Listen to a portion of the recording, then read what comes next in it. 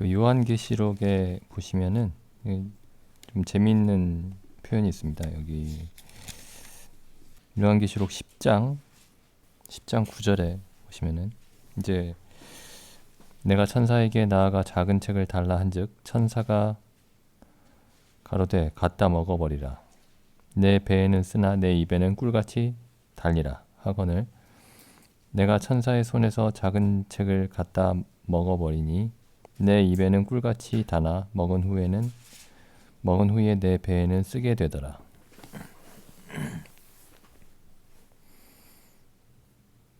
이게 이제 이 책이 하나님의 말씀이죠. 이 말씀이 이제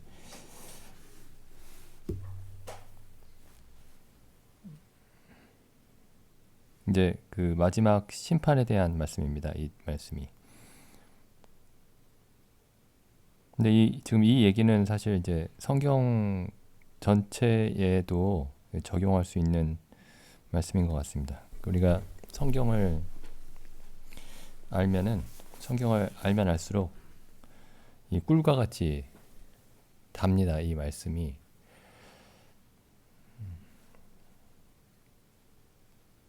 근데 이제 그걸로 끝나면 좋겠는데 그걸로 끝나지 않고 배에는 쓰죠. 지금 이 말씀이 지금 여기 계시록에만 있는 게 아니고 에스겔서에서도 있는 것 같은데 2장에 있죠. 2장 8절 인자야 내가 내게 이르는 말을 듣고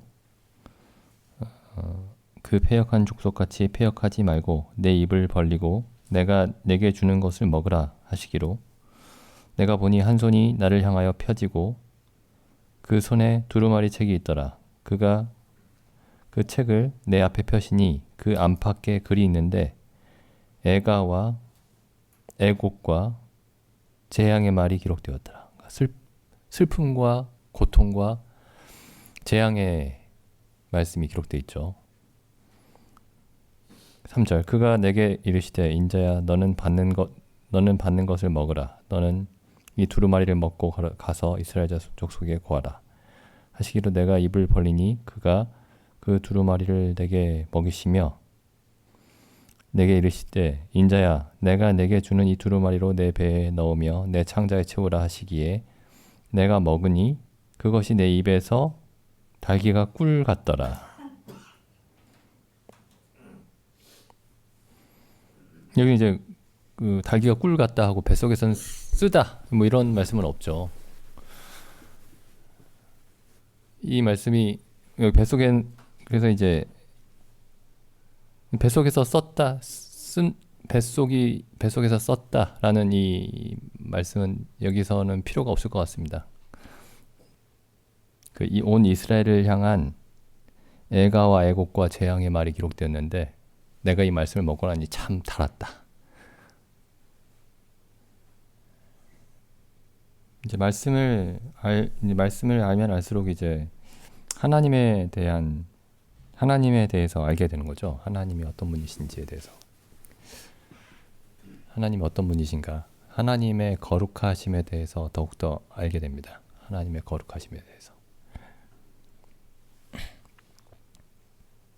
그리고 우리의 유한함에 대해서, 우리 지혜와 능력의 유한함에 대해서 더욱더 알게 되죠. 그래서 하나님에 대해서 알면 알수록 그 말씀이 달지만 우리 자신의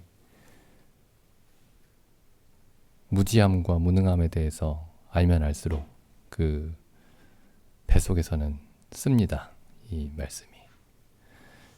그리고 말씀을 알면 알수록 지난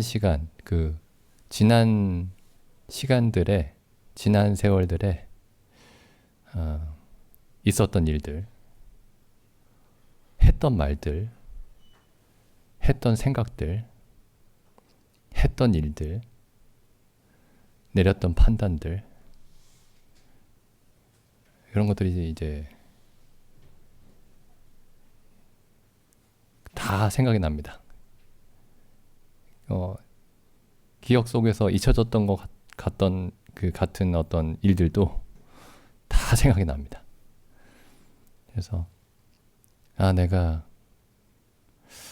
이걸 그때 알았더라면 그렇게 안 했을 텐데.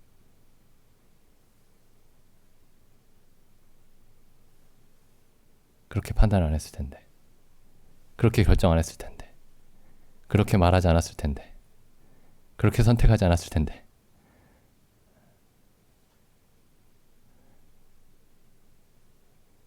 교회에서 그런 말을 하지 않았을 텐데.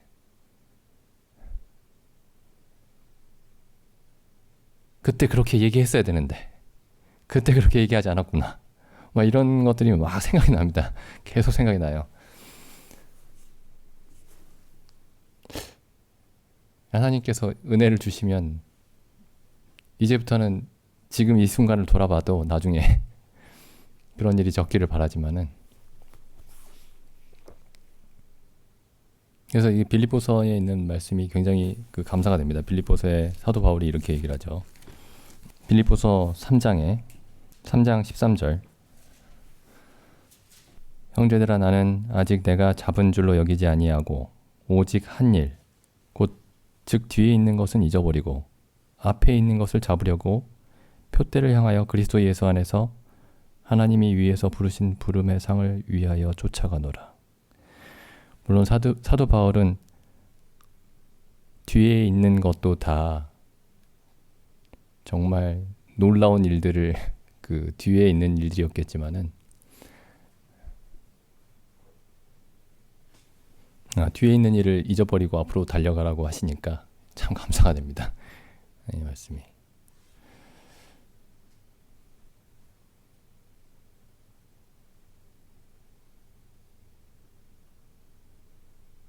이게 시간이 가면 갈수록 굉장히 이 말씀을 이렇게 앞에서 얘기하고 이런 일들이 왜 이게 참 이게 피할 수만 있으면 안 하고 하지 않는 게 좋은 거구나, 이런 생각이 듭니다. 피할 수만 있다면.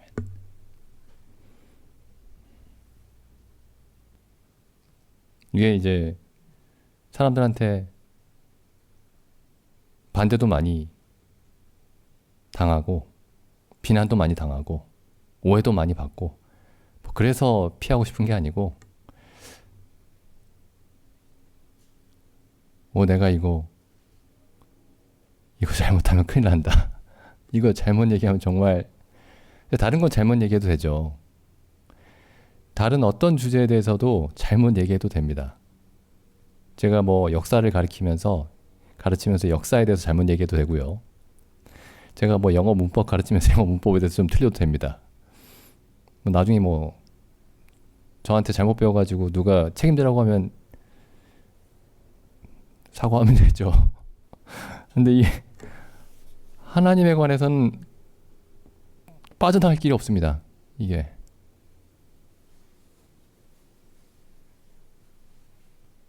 이제 앞에서 이제 하나님의 말씀에 대해서, 물론 이제 제가 개인적으로는 만약에 제가 지금 학교에 다니고 어디 직장에 있고 하면은 이제 개인적으로는 주변에서 만나는 사람들에게 성경을 읽을 것을 권하고 제가 알고 있는 복음에 대해서 얘기를 하고, 아마 기회가 생길 때마다 아마 그렇게 할 것 같습니다. 근데 이게 그렇게 하는 거랑 이 앞에서 얘기하는 건 이게 좀 다른 것 같습니다. 게다가 녹음까지 하니까 이게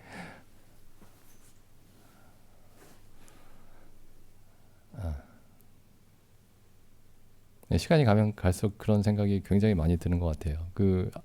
이게 개인적으로 얘기하는 것도 그냥 아주 기본적이고 분명한 것만 얘기하고, 그게 이제 이게 가벼운 주제라는 얘기는 아닙니다. 가장 기본적이고 분명한 게 가장 무거운 거죠. 가장 중요한 거죠.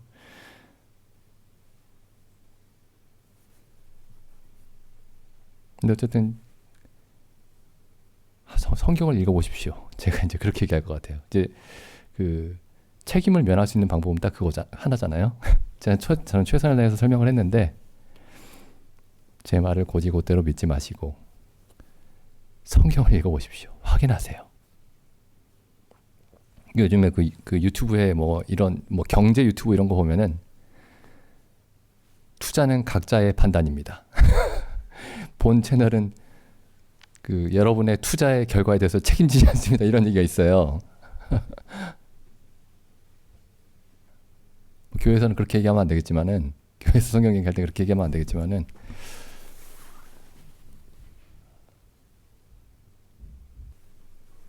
제가 뭐 앞에서 성경 얘기를 하고 또 뭐 개인적으로 성경 얘기를 하고 이런 것들에 대해서 이제 제가 이 두 가지를 구별해서 말씀을 드렸지만은, 사실은 성경에 대해서 얘기를 하고 하나님의 뜻에 대해서 얘기를 하고 하나님이 어떤 분이시다에 대해서 얘기를 하고, 이런 일이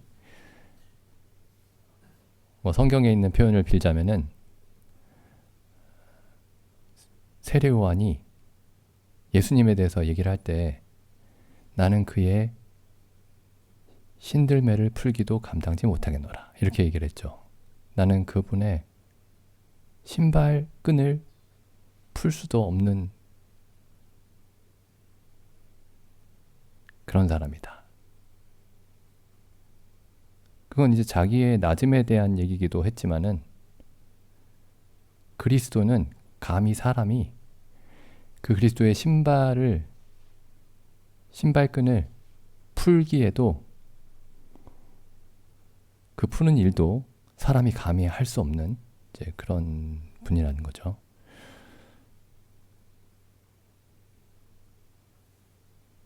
오죽했으면 이제 세례 요한이 예수님과의 관계에 대해서 얘기할 때, 난 예수님의 비서입니다, 뭐 이렇게 얘기할 수 있잖아요. 난 예수님을 소개하러 온 예수님의 비서입니다, 이렇게 얘기할 수도 있는데, 뭐라고 자기를 소개하냐면은 나는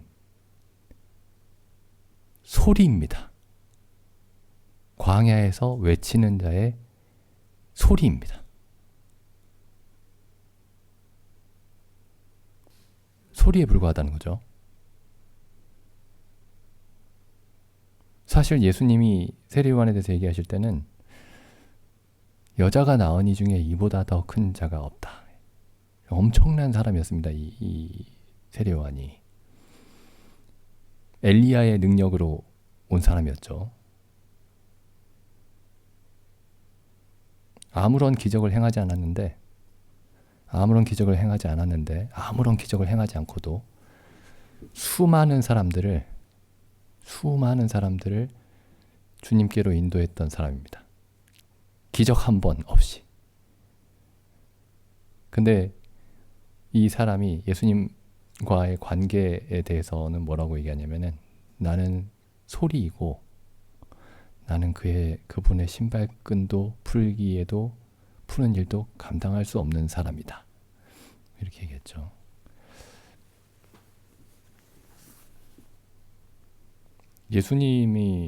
우리가 이제 예수님에 대해서 얘기를 많이 하고 하나님에 대해서 항상 얘기를 하지만은, 세례 요한이 가졌던 것과 같은 그런 예수님에 대한 그 두려움, 그런 경외심이 있는가 좀 질문하게 됩니다. 그리고 왜 하나님이 이 성경의 구약 성경이나 신약 성경이나 특히 구약에서 그렇죠. 그 하나님의 사람들에게 네가 가서 나의 뜻을 백성들에게 전하라 라고 하면, 사람들이 왜 모세도 이렇게 얘기했죠. 나 별로 하고 싶지 않은데, 나 더 중요한 일이 있어서 그거 안 하고 싶어요, 이렇게 얘기한 것도 아니고. 근데 모세가 이제 사도행전에 보면 스데반이 모세에 대해서 이렇게 얘기하죠. 애굽의 모든 학문을 배워서 말과 일에 능했다. 애굽의 모든 학문에 능했다. 이제 엄청난 사람이었던 거예요. 모세가. 그 세상의 기준으로 하면 이제 정말 그 학자 중에 학자고 군인 중에 군인이죠. 학자와 군인이 결합된 사람입니다. 근데 이제 하나님이 모세를 불러가지고 내 뜻을 전해라. 나에 대해서 내 이름을 백성들에게 알려라. 라고 하니까 나 정도면 할 수 있겠습니다. 내가 세상에 나 정도로 이렇게 능력이 출중한 사람이 없는데 나 정도면 할 수 있겠죠. 이렇게 얘기한 게 아니고 보낼 만한 사람을 보내십시오. 이렇게 얘기하죠. 그러니까 세상의 모든 것을 다 배우고 모든 세상의 기준으로 하면 그 모세라는 사람을 따라올 자가 없었는데 그 온유함에 대해서도 얘기하죠. 온유함이 온 지면에 승한 자다. 이렇게 성경이 그렇게 이제 표현하고 있죠. 이 모세를 따라갈 사람이 없는데 그 하나님이 어떤 분이신가에 대해서 전하는 일에 있어서는 모세가 저는 그 일을 제가 할 수가 없습니다. 저는 그 일은 할 수가 없습니다. 보낼 만한 사람을 보내십시오. 이렇게 얘기를 합니다. 예레미야도 그렇게 얘기하죠. 예레미야도 내가 너를 예레미야에 보면 이렇게 돼 있죠. 한번 읽어볼까요? 예레미야 1장 4절에 여호와의 말씀이 내게 임하니라. 이르시되 내가 너를 복중에 짓기 전에 너를 알았고 내가 태에서 나오기 전에 너를 구별하였고 너를 열방의 선지자로 세웠노라 하시기로. 이제 예레미야가 뭐라고 얘기하냐면 내가 가로되 슬프도소이다 주 여호와여 보소서 나는 아이라 말할 줄을 알지 못하나이다. 근데 실제로 예레미야가 말을 못하는 사람이 아니었습니다. 엘리트 중에 엘리트였어요. 근데 세상의 모든 걸 다 알아도 하나님의 말씀은 하나님에 관해서는 하나님에 관해서 말하는 데는 아무런 능력이 없었던 겁니다. 그래서 어린아이라서 말을 할 수가 없습니다. 이렇게 얘기를 하죠. 말을 할 수가 없습니다.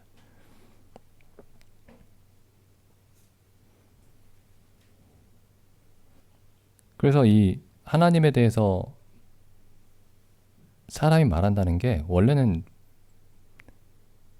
할 수 없는 일입니다.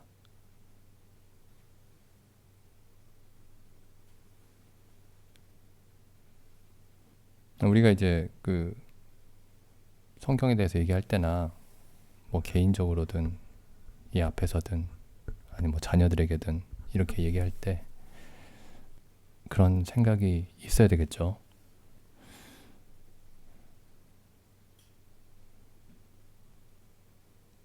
이제 사도 바울도 이제 그런 식으로 얘기를 하죠. 사도 바울도 디모데 전서에 보시면은 1장 15절에 미쁘다 모든 사람이 받을 만한 이 말이여 그리스도 예수께서 죄인을 구원하시려고 세상에 임하셨다 하였도다. 죄인 중에 내가 괴순이라. 그래서 이제 예수님이 이제 죄인 중에 괴수인 그 사도 바울을 구원하셨습니다. 그리고 16절에 보면 내가 긍휼을 입었다. 이렇게 얘기를 하죠. 내가 긍휼을 입었다. 근데 그 앞에 보시면은 그러니까 내가 하나님의 원수였지만은 하나님의 자녀가 되었고 하나님의 앞에서 극악한 죄인이었지만은 내가 하나님 앞에서 값없이 의롭다함을 얻었다. 지금 그 얘기를 할 뿐만 아니라 그 12절에 가보시면은 그 11절부터 읽어볼까요? 11절에 보면 이렇게 되어 있습니다. 이 교훈은 내게 맡기신 바 복되신 하나님의 영광의 복음을 조침이니라. 그 사도 바울에게는 특별히 복음을 맡기셨습니다. 복음을 전파하는 일을. 그리고 12절에 보면은 나를 능하게 하신 그리스도 예수 우리 주께 내가 감사함은 나를 충성되이 여겨 내게 직분을 맡기심이니. 그래서 지금 사도 바울이 내게 영광의 복음을 전하는 그 직분을 맡기셨다. 근데 어떤 나였냐면은 죄인 중에 괴수에게, 이렇게 얘기합니다. 그러니까 나는 지금 사도 바울이 여기서 말씀을 전하는 일과 자기가 말씀을 전하는 일을 하기에는 자격이 가장 먼 사람이죠, 세상에서. 자기는 누군가가 복음을 전해야 한다면 자기는 가장 전할 수 없는 사람입니다. 자기는 교회를 핍박했으니까요. 그래서 이제 이 사도 바울이 워낙에 아주 탁월하게 교회를 핍박했기 때문에 사도 바울만의 어떤 심정인가 보다. 근데 사도 바울만의 심정이 아닙니다. 이게 성경에서 복음을 전하고 다녔던 모든 사람들의 심정입니다. 이게 나는 전할 수 없는 사람이다. 이 얘기는 나는 전할 수 없다.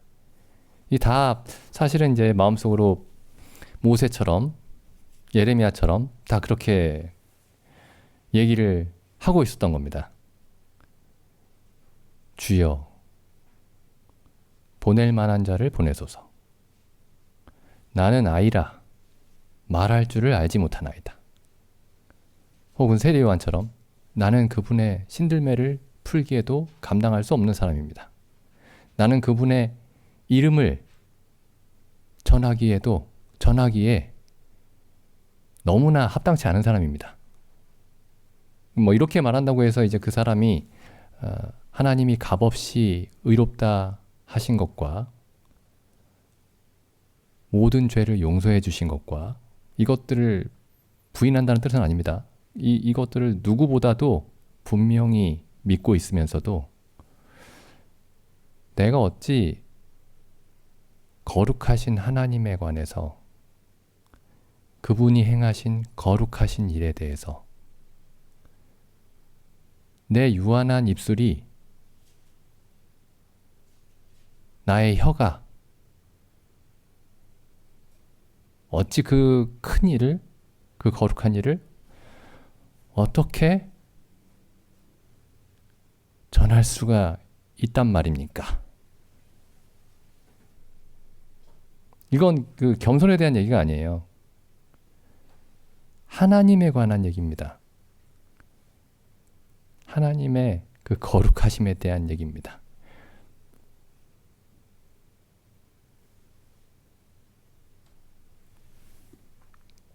그래서 12절에 이렇게 돼 있죠.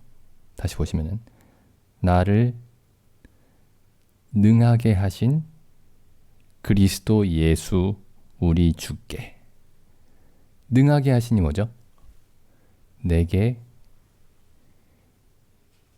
능력을 주셨다. 혹은 그리스도께서 친히 나의 능력이 되셨다. 무슨 능력이 되셨냐면은 복음을 전할 수 있는 하나님의 전능하신 능력이 되셨다. 그러니까 사도 바울이 모든 학문에 능했지만은 그 열심으로 하면은 어떤 사람도 따라올 수 없는 그런 사람이었지만은 그것으로 자기가 하나님에 대해서, 그리스도에 대해서 전혀 전할 수 없다라는 사실을 절감하고 있었습니다. 그러니까 내가 열심으로 하면 태어나서부터 열심도 장난 아니었고, 내 학문으로 하면은 내가 이 유대의 모든 랍비들의 성경에 대한 해석과 그리고 그리스 로마의 어떤 모든 철학자들의 철학을 내가 다 섭렵하고 있는데 그걸로는 좀 부족하니까 그리스도께서 능력을 좀 더해 주셔가지고 내가 복음을 전할 수 있게 됐다. 그렇게 얘기하는 게 아니고 사람이 가진 것으로는 이 복음을, 그리스도를, 하나님을 조금이라도 온전하게 전할 수 없다. 에베소서에도 보면 이제 그런 말씀이 있죠.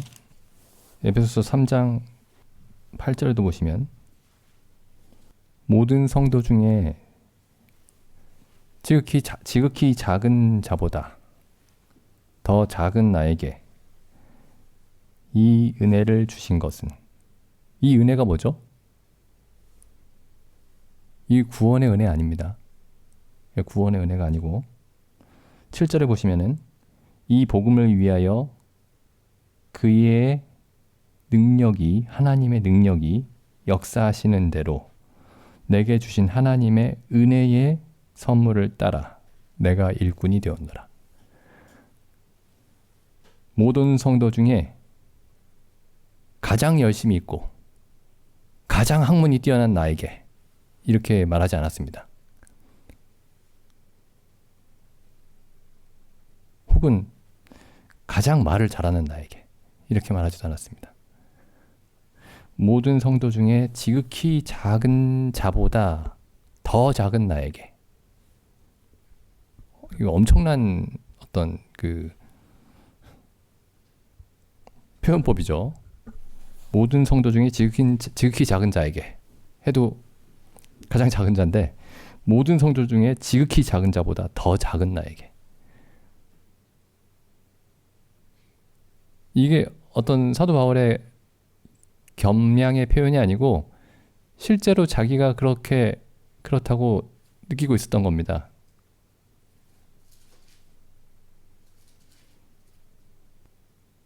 자기를 있는 그대로 볼 수 있게 된 거죠.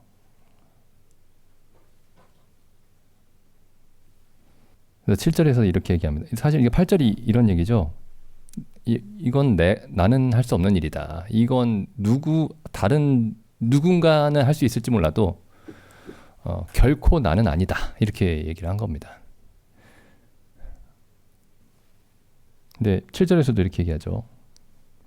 그의 능력이 역사하는 대로, 그의 능력이, 하나님의 능력이 내 안에서 일하시는 대로. 내가 성경도 좀 알고, 내가 말도 좀 잘하고,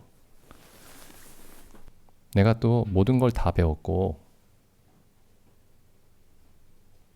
사도 바울은 분명히 그 객관적으로 어느 누구와 비교해도 그 말과 지식과 그 열심과 누구에게도 뒤지지 않는 사람이었습니다. 엄청난 사람이었던 거예요. 그러니까 이제 재판정에서도 이제 그 총독이 얘기하죠.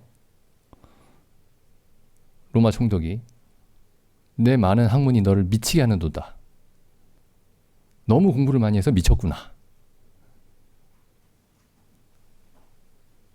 근데 그런 사람이 지금 여기서 이 하나님과 예수 그리스도의 어떠하심에 대해서 말하는 일은 나는 할 수 있는 사람이 아니다. 이렇게 얘기합니다.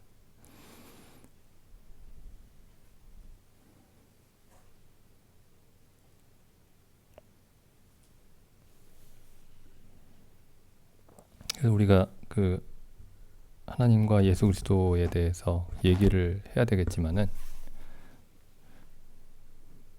어떤 마음으로 우리가 그 일을 하고 있는가. 이게 뭐 단순히 오늘부터 이렇게 마음을 고쳐 먹어야 되겠다 라고 해서 이게 고쳐 먹을 수 있는 일은 그런 건 아닙니다.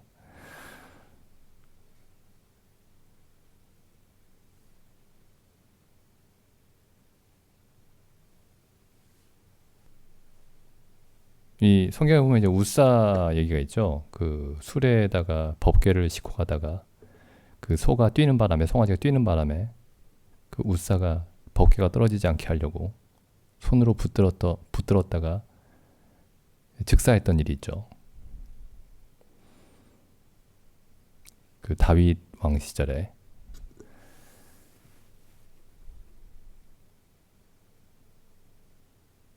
이제 저는 이제 그런 생각이 좀 많이 듭니다. 나는 얼마나 많이 법계에 손을 댔던가.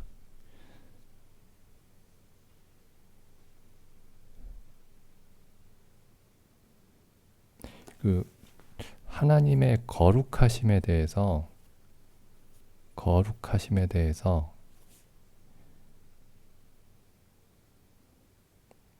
그러니까 이제 사람들이 이제 관심이 보통 이런 데 있어요.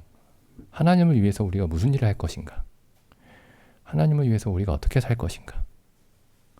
물론 이게 중요한 주제입니다. 성경도 그 얘기들을 하고 있어요. 근데 그것보다 훨씬 중요한 게 있습니다. 비교할 수 없이 중요한 게. 하나님의 거룩하심에 대한 얘기죠.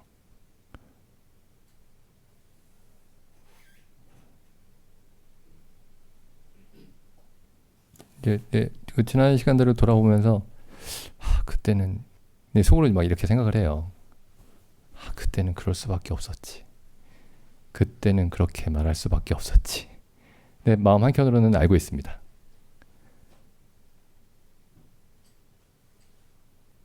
피할 수 있었는데 그런 선택을 하지 않을 수 있었는데 내가 말씀을 더 정말 무겁게 정말 두렵게 받더라면 내가 그 당시에 알고 있었던 말씀들을 더 진지하게 생각했더라면 그러니까 성경의 시간이 가면 갈수록 이제 알게 되는 게 많잖아요. 근데 그런 거 말고 이미 익숙한 말씀들을 내가 조용히 곱씹어 봤더라면 내가 알고 있는 말씀들을 내가 전하고 있는 말씀들을 나는 정말 얼마나 믿고 있는가? 내가 쉽게 얘기하는 그 말씀들을 나는 얼마나 믿고 있는가? 조용히 생각하는 그런 시간들이 많았더라면은 그런 많은 어떤 후회되는 일들을 피할 수 있지 않았을까 그런 생각이 듭니다.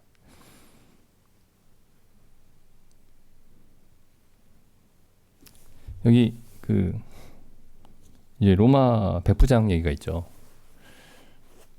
자기 종이 병들었을 때 예수님께 그 병든 자기 종을 고쳐주시라고 유대인들 장로들을 보냈죠. 유대인 장로들을. 예수님이 가서 고쳐주겠다라고 하니까 또 다시 친구들을 보내가지고 유대인 친구들을 보내서 주께서 저희 집에 오심을 나는 감당할 수가 없습니다. 그래서 제가 주께 나아가기도 감당치 못할 줄을 알았나이다.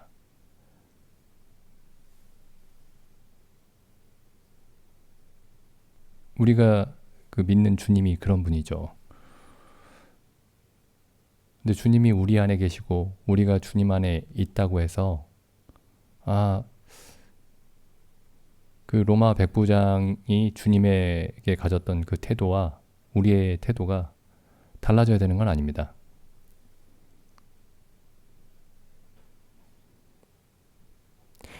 사실 그래서 그 백부장은 결국 주님을 보지도 못했어요. 그 참 이상한 사건입니다. 그 사건이. 친구들을 통해서만, 유대인 친구들을 통해서만 대화를 하죠. 먼 발치에서도 못 봤습니다. 먼 발치에서도.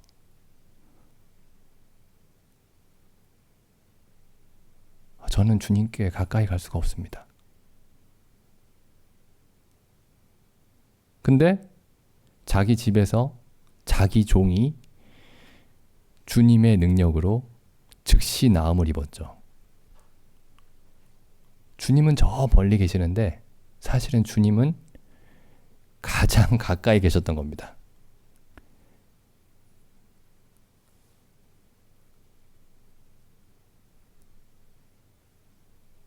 우리가 우리는 도저히 주님의 그 거룩하신 주님께 가까이 갈 수가 없습니다. 그게 이제 그 로마의 백부장이 나는 죄인이라서 주님께 가까이 갈 수 없습니다. 그렇게 얘기했던 게 아니죠. 그러니까 우리가 그리스도의 피로 거룩하게 되고 그리스도의 피로써 모든 죄를 정결케 함을 받고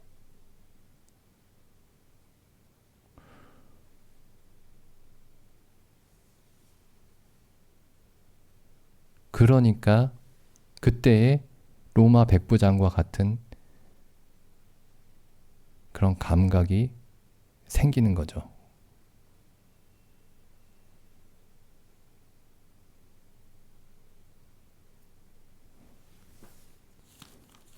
누가복음 23장입니다. 여기 보면 이제 아주 모범적인 그 복음 전도자, 복음을 전하는 사람의 어떤 모형이 있습니다. 물론 주님이 가장 복음을 전하는 복음 전도자의 모범이지만은 사실 주님도 이렇게 말씀하셨죠. 나는 스스로 아무것도 말할 수 없습니다. 듣는 대로만 말할 수 있습니다. 이렇게 얘기했죠. 주님도 아버지에 대해서. 주님이 하나님에 대해서 말씀하실 때 그 조심하시는 것과 우리가 그리스도인들이 하나님과 예수 그리스도에 대해서 말할 때의 어떤 조심하는 그 조심성의 크기가 굉장히 다른 것 같습니다. 저 자신을 돌아봤을 때도 그렇고.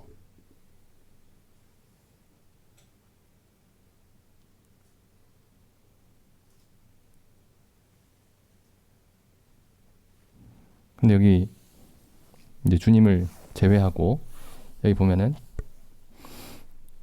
이제 주님을 전하는 사람, 여기 보면 이제 십자가의 강도죠. 39절에 보면은 달린 행악자 중 하나는 비방하여 가로되 당신이 그리스도가 아닙니까? 당신과 우리를 구원하십시오 하되, 높임말로 안 했을까요? 어쨌든 40절에 하나는 그 사람을 꾸짖어 가로되 네가 동일한 정죄를 받고도 하나님을 두려워 아니하느냐.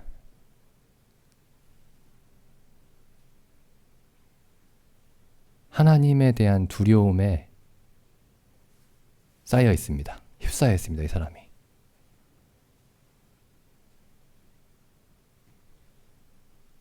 근데 이 사람이 지금 하나님에 대한 두려움이 하나님이 나를 지옥불에 넣으시겠구나, 그런 두려움이 아닙니다. 이 사람이. 왜냐하면 이 사람은 지금 예수님이 자기를 용서하실 것에 대한 확신을 가지고 있습니다. 이미. 그러니까 갑자기 이렇게 변하는 거예요. 이 39절에서. 마태복음에서는 그냥 예수님을 조롱하고 비방하는 것만 있죠. 두 강도 모두 다 예수님을 비방했죠. 근데 지금 누가복음만 이 한 강도가 갑자기 태도가 바뀌는 것을 기록하고 있는 겁니다. 이 말을 할 때 이미 지금 39절에 이 말을 할 때 이미 42절에 예수여 당신의 나라에 임하실 때 나를 생각하소서라고 이 고백할 마음이 이미 40절에 이야기를 할 때 이 사람의 마음속에 생겨난 겁니다. 그러니까 이 두려움은 나는 지옥에 하나님의 영원한 진노에 들어가겠구나, 그런 두려움이 아닙니다.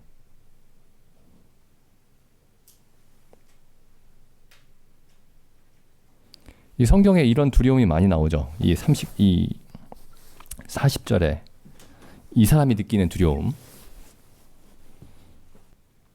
이 구원받는 이 이 죄인이 느끼는 두려움, 구원받는 이 죄수가, 이 행악자가 느끼는 그 두려움. 이 사람은 지금 이해를 한 거예요. 이 일이 지금 굉장히 지금 이상한 일이 일어나고 있다는 사실을 뒤늦게 이해를 한 겁니다. 의인이 십자가에 못 박혀 있구나. 이분이 정말 자기가 주장하는 대로 하나님의 아들이구나. 그리스도구나. 이걸 뒤늦게 알았던 겁니다, 이 사람이.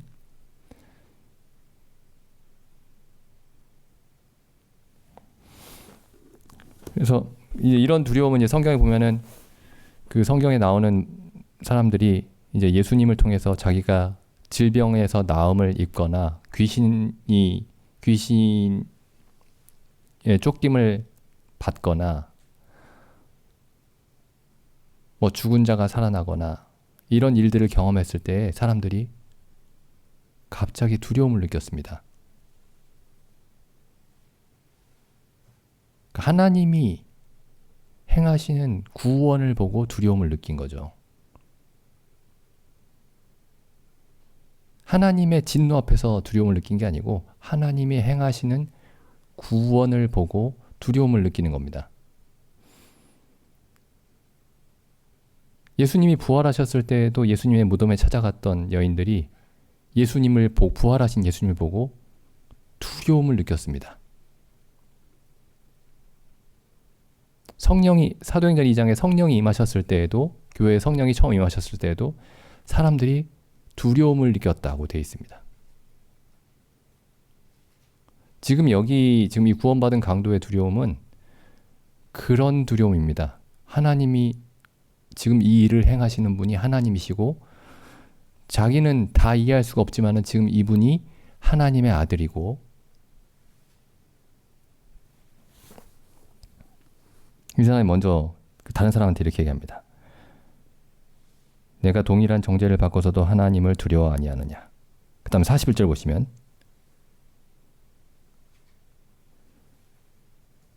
이게 잘못 전하면 이렇게 전합니다. 당신이 행한 일에 상당한 보응을 받는 것이니 이에 당연하거니와.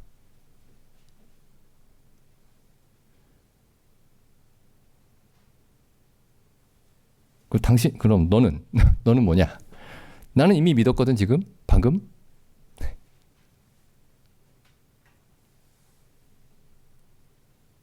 근데 지금 이 구원받게 될 이 강도는 이렇게 얘기합니다. 우리는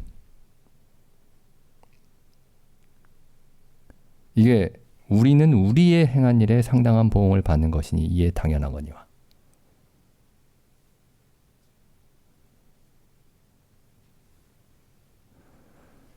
이게 전략적으로 이렇게 얘기한 게 아닙니다.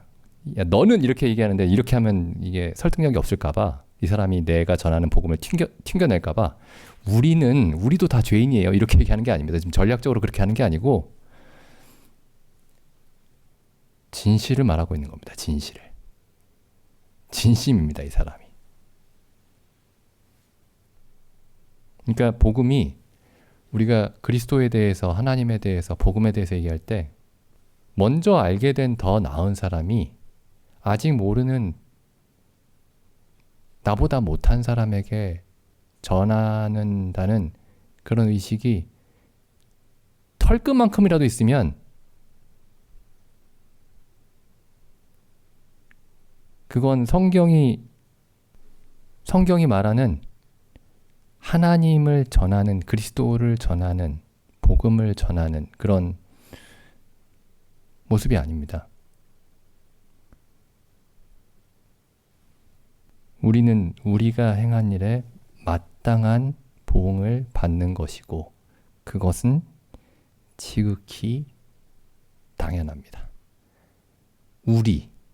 당신과 나는 같습니다. 어떤 면에서 같냐면 비참함에서.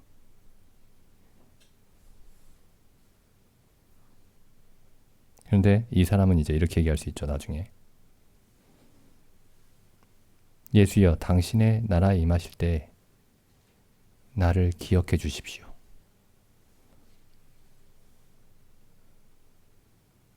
시간이 흐르고 흘러서 이제 우리가 성경에 대해서도 많이 알게 되고 그러면은 갑자기 우리는이라고 41절에 우리는이라고 얘기하던 것이 갑자기 너희는 뭐 너는 그렇게 바뀐다면은 그 늘어나는 성경 지식이라는 게 독입니다. 독. 성경 지식이 늘어난 것도 아니에요. 그냥 정보만 늘어난 거죠. 정보.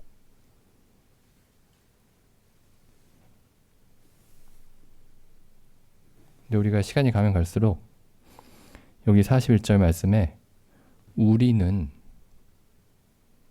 우리의 행한 일에 상당한 보응을 받는 것이니 이에 당연합니다. 라고 얘기할 수 있다면 이 십자가의 강도가 우리라고 말할 때 그 우리가 이해가 된다면은 우리가 성경을 정말로 알아가고 있는 거겠죠.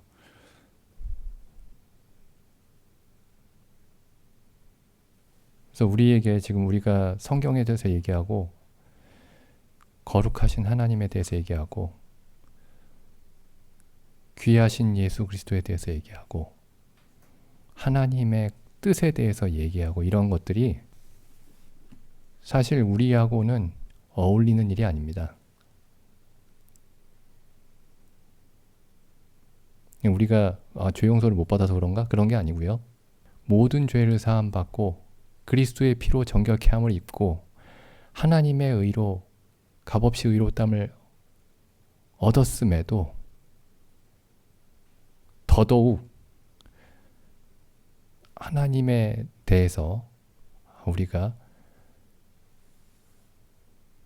본래는 이걸 말할 수 있는 자가 아니구나. 그래서 이제 그래서 결국에는 이렇게 됩니다. 이제 영원한 나라에 가면은